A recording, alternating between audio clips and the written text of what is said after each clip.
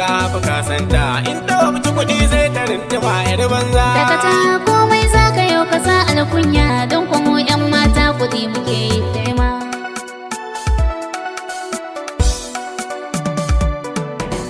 Kai mata na zamani ne suna da mauta ni dukan su daidai ne karkara da 'yan birni halin su daidai ne sai su saka rudani akan hakan ne nazarin da za ya fishe ni in kama dahir domin in kori kaulani zama na aure ke sa a kori alhini amma ina tsoron ja'irai na zamani ba za su kyale ka kafan da 'yan salata ba.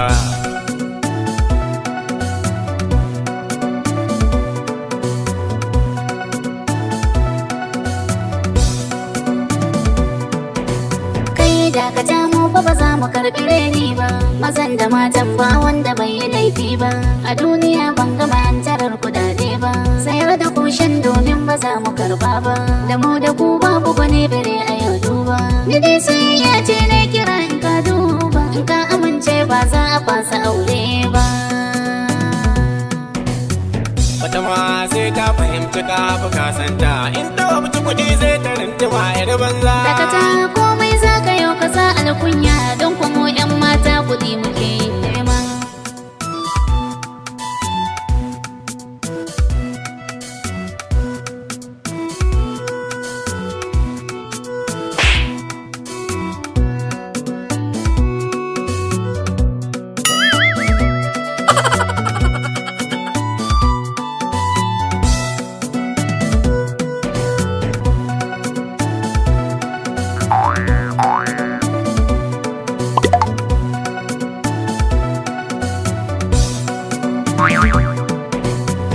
Barni 'yan mata ne ba za ki mun ƙarya ba tunda ban je kofar gidan ku yin zance ba in gane ba zan baki 'yan kuɗaɗe na ba in gane ne da su ne kike ta yi min jarba to tsaya ki jima 'yan kuɗin fa ba naune ba in ga babana ne yace sai mai goro a gidan baba Talata har yace nayi sauri kai yanzu ma jefa nake kamar yana nema na.